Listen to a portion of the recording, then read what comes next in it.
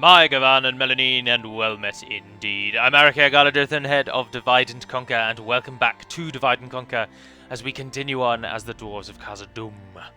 Khazad-dûm, the great dwarven nation. We are as follows. Doesn't really make sense. We are currently invading Dunland, unsuccessfully, as the last of our dragon slayers are about to hold off, hopefully, a vast horde of Dunlendings. And the Dunlendings are pressing in on where Balin sits. Captain Aengarson is closing in on Baruk. Back at home, the Misty Mountains are getting ever more courageous in their limp assaults. Oh, we can repair that, but that only costs 94 gold. And then get mines. Yeah, because they work together.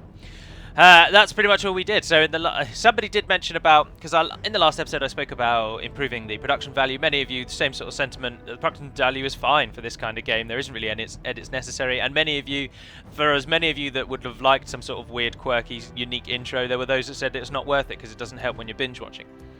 But somebody did say, and apologies I've forgotten your name, about just at the start of every episode, just recapping what we did in the last episode. Now I've purposefully stayed away from doing that, because if you are binge watching them, you then have to endure a little moment about what just happened when you just watched what just happened.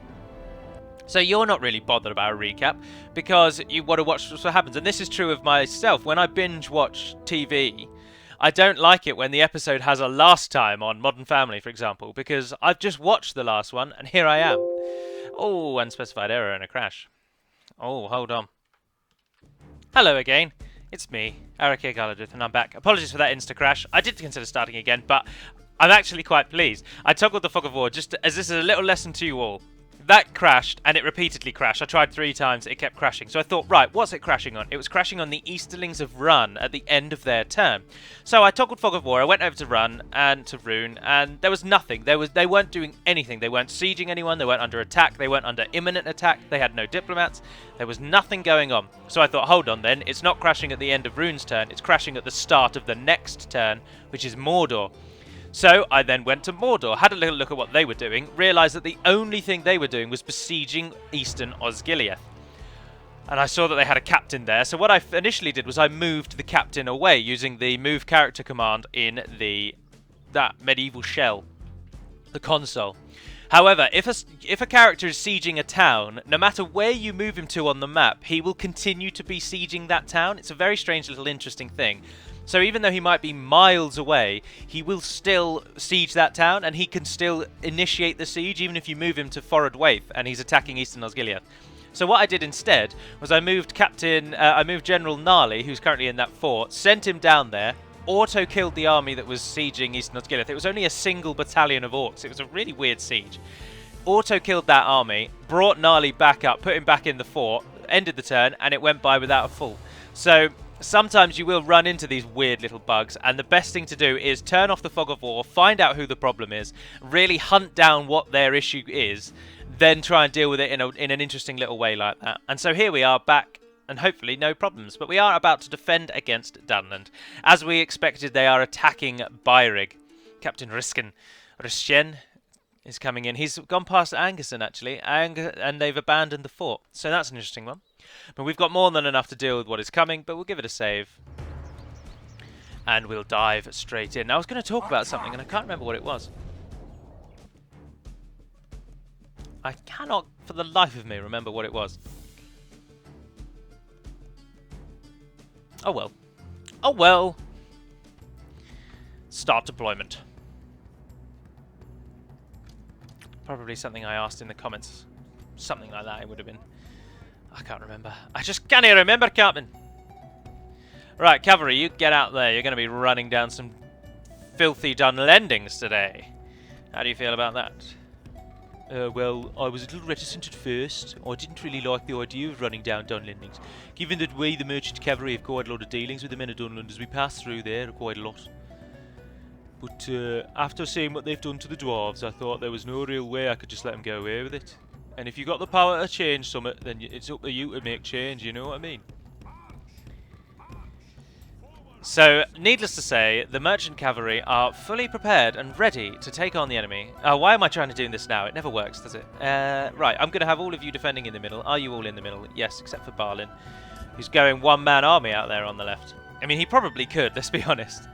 I wouldn't be surprised if he took down their entire force on his own. Oh, I've added the letter H to the word entire there. That's incorrect. Incorrect. There's the force. We'll use our arrows as much as we can, and we'll hold them back. Let's also use our Dunlendings. I won't use shield wall. I'm not convinced that it's that useful, except for in against cavalry when you've got no one flanking you. The Dwarven Warriors are a bit more... Yeah, actually, no, it's a bad idea. The Dunlending Warband and the Dwarven Warriors are more important than the militia. Oh, I should also be getting on with those cavalry because they're just sitting around doing nothing. Oh, it's really going to bug me. There was something I was going to talk about. It's there on the tip of my tongue. I can't think what it was. Well, I recorded a Battlefield 1 video this morning. You will all have already seen that if you've been watching. And immediately after recording that Battlefield 1 video, I decided that it's going to improve my enjoyability of the game. My fun from the game, if I do just suck it up and use the mouse. So I was then fiddling around with all the keys, because I've got a Logitech mouse that's got 5 extra buttons. And I was popping as many as I could on there, and fiddling around with my macro keys on my keyboard, setting those up as well. So, with any luck, I'll be a little bit improved. But I do hope you enjoyed that little 25-minute foray into Battlefield 1. I realise I moan a lot in it. I get angrier and angrier as the video goes on. But it was a first for everything. It was just a nice little addition to throw in there. Oh, I've not used Balin very well at all. Also, somebody said in the comments the other day that they don't like all of the off-topic stuff that I talk about. And they come here for the knowledge I've got of the game, the lore knowledge that I also hold, and they couldn't really care less about me talking about other things. And I apologised to them for that, and I said, but this is likely where we'll part ways then, I'm afraid, because I can't non-stop talk about the lore and the mechanics of the game, because I've covered them loads, and I'm trying to even remember the things that I've already said once before so that I can say them again, because something that I keep failing to grasp quite often is that as I'm now substantially larger than I was when I started out doing this, many of the things I would have said in older videos will completely now go unnoticed, and there'll be new people coming that will only watch the latest videos. So talking about lore over and over is actually probably quite a good idea. Like this, we will smash the enemy. Oh, wait a minute. Also, I've been floating this preliminary, and I think I've spoken with Ngugi about it, I've spoken with Hummingbird about it. I haven't yet spoken to anyone else, but I feel I might as well, I can talk about it now. I mean, it's not the end of the world, but I am very seriously considering stopping modding at the release of version 1.1. Well, I probably won't stop modding, but I'll certainly step down as leader of Divide and Conquer. This is we're now going into my 5th year as leader. I became, oh no, not my 5th year as leader, sorry, my 5th year on the mod at all. I joined in the summer of a while back, and so this is now into my 5th year. So we're 4 years and something. And as leader, I think I've been leader for a couple of years. And I'm very, very seriously considering just calling it a day with the leadership, to be honest. I no longer find it as fun as I once did. I've kind of considered YouTube to have taken its place as my main hobby, because YouTube is obviously a hobby, and modding is a hobby, and they both take up time. And obviously my knowledge isn't going to go. I'll know how to do all of the stuff that I've been doing, but I just find myself not doing as much anymore. I think if I were to continue beyond 1.1, it would just be constantly apologising for having done no work. I mean, as Hummingbird can attest, the work that's already gone into 1.1 has probably been about 2% my work, about 30% shared between Calatharok and Z3N, and then Hummingbird easily claims the other 68%. So I feel that it's only right and proper that I were to kind of step away and leave it to him in my stead. As Hummingbird has certainly flown the flag for version 1.1. Very much in our favour. If we remain true and steadfast, Victory will be ours. So that's something to just keep an eye out for in the future. My introduction may well change from being Arike Galadurthan, head of Divide and Conquer, to Arike Galadurthan, modding member enemy of are Divide and badly Conquer, and then bloodied. maybe even one They day have just lost half Arike their men. Galadurthan. I wouldn't be surprised. Have they lost half their men, or have we? No. Oh, they've lost half their men. Cavalry get such sucky charges down these roads. Many people do ask me, like, am I ever going to work on later games? Am I ever going to mod later games? And the answer is always no, I'm afraid. Always no. I found modding interesting a while back when I was at uni. It was a great thing to do in the days. You really felt like you gained something out of it. But I don't really feel like I gain anything out of it anymore. And the community interaction, I must confess, is really starting to drain me. And couple that now with the extra community interaction of YouTube, and I just find myself running out of steam. I love talking about DaC. I absolutely love it. I love it when you've got questions about it, when you tell us about stories of your campaigns. I like the feedback we get. I like the ideas we get. Obviously, I like the praise that you get from some ideas. But easily 70 to 80% of my interaction with the community is just, I can't install the mod. Please help me. And I just can't be bothered with that anymore. Like, it's not like I even get paid to do this. There is no obligation on me to help any of you at all. The mod is entirely free. You can download it. There's plenty of guides. And I help you all because I feel that that's my job as the leader, to help, to assist. I should try and be helpful and friendly and assist where I can. And I'm starting to just totally run out of steam with it. And my comments are getting snarkier and snarkier. There's a few comments on YouTube I heavily regret, and I've apologized to the people. And if we keep down this road, it'll just get worse and worse and worse. It's almost impossible to maintain a friendly face when you're doing it off your own back, which is obviously what modding is. So now I've spoken to quite a few people actually who have said, like, I shouldn't assist people with installation.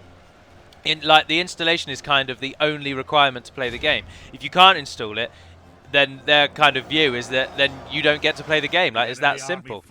You should be able to at least install the game if you want to play the game. But I've never really taken that opinion. I've always taken the opinion that it is up to the leader to assist those who can't install the game. But then I don't really know why I think that, because if we look back to previous members, or at least the leader who was in charge when I joined, Emperor of Hell, he was famously unhelpful and would often give one-word answers. He was famous on Total War Center for being the commenter who would most often just reply with a single word, no. Now, Hummingbird seems to have taken up that stance in recent days and years and months. But Emperor of Hell was always very famously unhelpful to those who couldn't install the mod. He would link them to descriptions of Merchant Cavalry, got the most kills then. He would link them to installation guides, he'd link them to bits and pieces like that, and he'd just leave it at that. And I always kind of thought that was not the way to go. I've always tried to help as much as possible. But after the like millionth comment where, oh, I've installed the game, I followed the instructions completely, and it runs the base game, it's like, that means you haven't followed the instructions completely. How clearer can I be about that? And the answer is I can't, and it's just starting to really, I can't, basically I just can't be bothered anymore. There are too many repetitive questions, and that's the side of the modding that I want to leave. But in my opinion, to leave that side of the modding, I would have to leave the position of leader. Now, the next leader may not help anyone, and they might not be useful at all, and you all might come to hate whoever it is. But that's not my concern, to be honest. So anyway, there we are. That's what's currently going through my mind. I'm very, very seriously considering 1.1 being my final contribution to Divide and Conquer. But we'll see where we are when we get to it. We'll see where we are. Oh, that worked, didn't it? That intern just went through, no problem. So I apologise as well for the semi-rant-like nature. But I don't need to apologise for that. That's what I've been like since the beginning. I don't think I've changed how I've been at all. I'll just moan about a few more things as we're now a year further into this. But it looks like we're just going to be ending the turn again. Or what should we try and do with Barlin? Should we try and really press aggressively? But then Captain Aongerson, he could come back and take Baruk easily if we abandon it. But I'm thinking of taking Dunland. But then we've not got the strength to take Dunland. Not at all. We should try and take him down. Leading the men with honor, sire. Oh, do I immediately regret my decision? Dunland champions are really good if they can get their javelins off. But they're a pretty average unit other than that, actually. But the Beast Slayers are good. They're Dunland's arguably best archer unit. They've got some berserkers.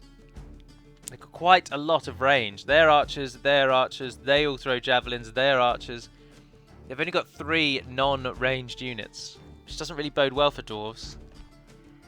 The strength is 1-to-1 as well. But we have got Barlin though.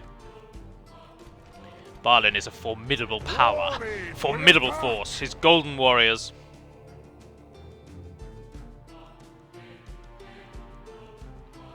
Playing football again this evening, quite looking forward to that. I'm also spending most of the day with my friends. One who is back from his home in Edinburgh, where he has taken up residence after moving in with his girlfriend after going to university there. Another is back in our hometown after having moved to London, as many people from this area do. And the other is just got a half day and so can spend the day with us all. So we can spend the day with him, rather, actually, because he works in a zoo. He works in Whipsnade Zoo, actually. And he works erratic hours, or shift work. Righty-ho, we don't beat them with arrows, so it's not going to be our best call to try. We're going to want to rush them. We're going to want to hit them hard and fast with everything we've got. The bonus we have here is if we can get in under their archer fire, we have a huge melee advantage. So that's the aim here. Also, we can use the forest as cover. Oh, I didn't set up my cavalry. They're right out on the edges. That's fine, that's fine, that's fine. Run up into the trees. Run up into the trees. Speed up. Zoom in. Right, we've got enemy units walking. Enemy units moving. Dunlanding warriors. Out on that right-hand side. Alright, we can start sprinting. Our Dunlandings charge their Dunlandings. They were Dunlandings. Move in on those. You move in on those. You move in on those. Cavalry get involved. Cavalry over that side, come and get involved. You guys also run. Speed it up again. Barlin, Dunland champions. You men, hit those berserkers. You men, square into those Good champions. tidings! The enemy general lies dead. Oh, we've We have killed the set enemy general cart already. to hell. Our men are winning the battle. If we continue like Oh, this, no, don't we fight will the beast smash the enemy. Pull out, pull out, pull out. They're really good against cavalry once they stop shooting. They're like Druidine hunters, essentially. In fact, they are. Those and Druidine hunters are almost identical, save for the Druidine have poison arrows. Save 4.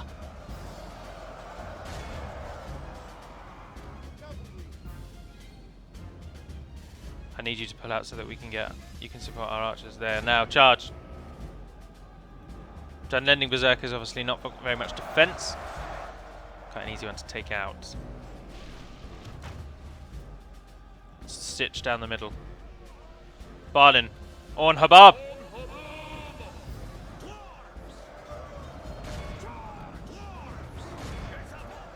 It's about time! Are our Dunlandings beating their Dunlandings? Ah, yeah, but we got the support of those cavalry. What's the result at the minute? 37% pays 10%. Oh, yeah, you guys. There you go. Those champions are ripe for the picking. You men charge the slayers while they've got their bows out. And then pull away again before they murder you. Before it turns into a massacre. Come and help Only those. half the enemy force remains. Good movement. Oh, we're not doing well over there, though, are we? Ah, they've got herd champions helping out. Cavalry, you're called again.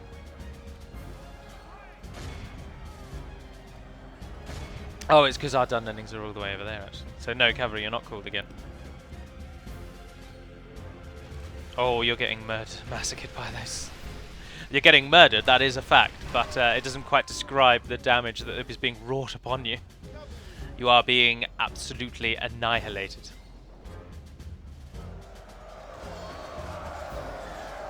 Keep up the fight, men.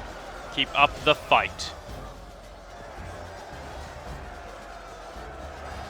I am really excited to play Shogun Total War. I played it the other day with Grumpy Pirate, as I said, in a couple of custom battles in which he won. but it was the first time I played in a lot. The first one was quite close. The second one wasn't close at all, but it was great fun, and it reminds me of how much I enjoy that game. I would easily go out on a limb and say that Shogun 2 Bombshell is my favourite Total War game. The first Total War game that got me into the whole concept was Shogun, and it took me years to get into it. I absolutely hated it originally. I could not stand it, and then eventually I came round to it. I then played Medieval 1 and I enjoyed that a lot, and or Rome 1, whichever one came first. I think it's Medieval, then Rome, then Med 2. But Shogun was the one that I enjoy the absolute most. Rome 2 was good, but I was never really that sold on Rome 2, I must confess. Never really that sold at all. I appreciate the quality of the graphics, and that's a really interesting time period. Like, you can't get away from that. But as games go, I much preferred Shogun 2. I barely played Emperor. I like to like Emperor because I am very pleased to be British, as I often go on about, and I do say British, not English. I'm pleased to be British. I identify with all of my brothers and sisters of the Isles, and not just those of the land of the Angles. But an empire, of course, is arguably Britain at the peak of its power. Never before had we been so powerful, and never again would we, other than under the rule of Queen Victoria. And so it kind of is more like whilst it's not directly called it, Empire Total War is kind of like Britain Total War, because it's at the period of real history where Britain did come to absolute power.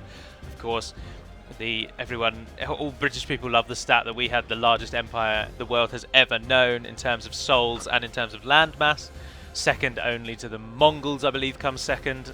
But theirs was more landmass than souls, because of course the Mongols pretty much killed everyone that they conquered.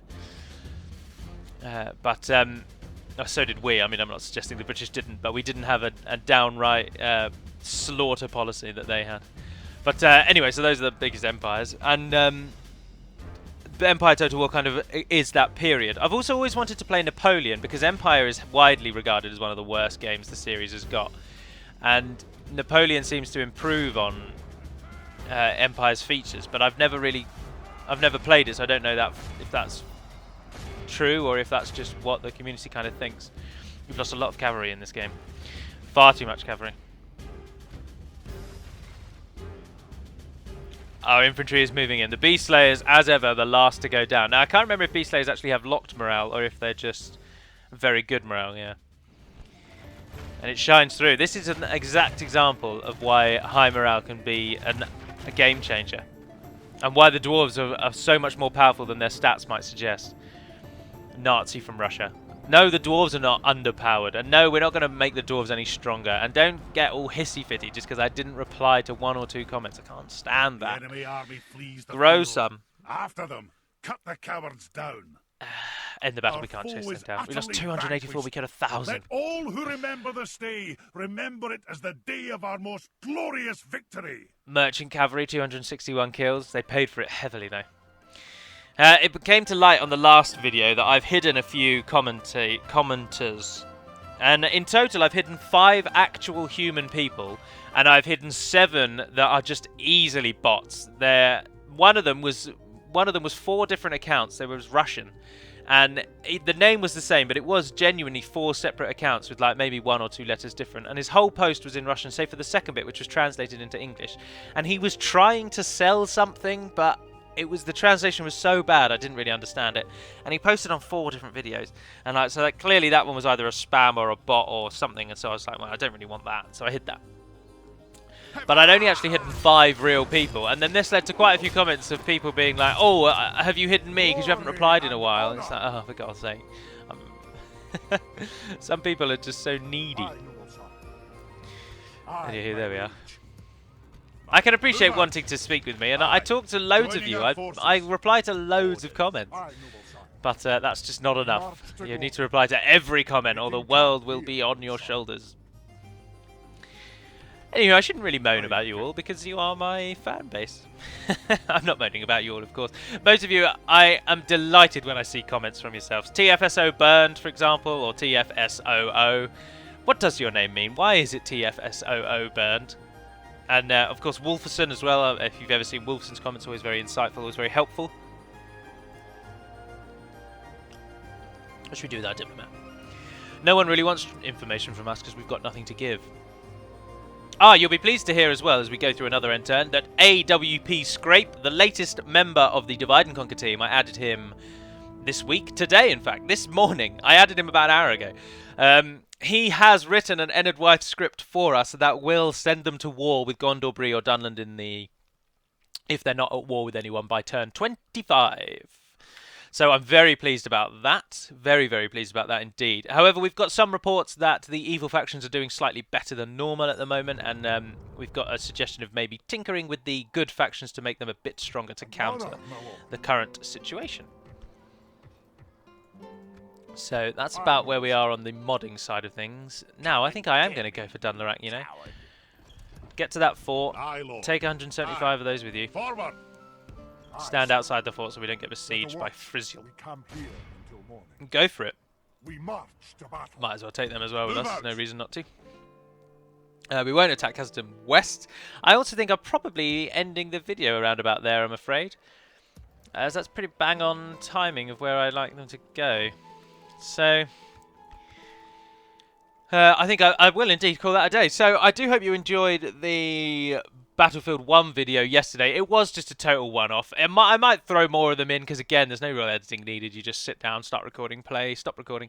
But interested on feedback. I was a bit annoyed by the end of it, but I did start using the mouse at the end. It was just a bit of a weird 25 minutes, really. But anyway, that's by the by. So I do hope you enjoyed that video yesterday, enjoyed this video today, and stay tuned tomorrow for the continuation of Stainless Steel, and then on Friday I'll be bringing you Heroes of Might and Magic 3. So be prepared. If you don't like the game, don't watch on Sunday. If you do like the game, we've never heard of it, then stay tuned for some absolute classic 90s gameplay. I did that. Unfortunately, if that's going to put you off, then you're not going to enjoy it, but I absolutely love it. I can't get enough of the game. But anywho, that will conclude today. So thank you very much if you... Thank you for watching, if indeed you have. I do hope that you stay with me for the foreseeable future and you enjoy all the things that I bring you. As ever, I shall never ask you to subscribe, nor like, nor share. Do what the hell you want with these videos. I am honestly an open book. So I do hope you enjoyed what we've done today, and I will see you tomorrow. I won't, of course. I will just come to you through the computer tomorrow, and then the day after, and the day after, and so on and so forth. But until we do speak again, dear friends, Navar in the Den Pedamad Melonin, Iberio Irefen and Aliflen, and farewell.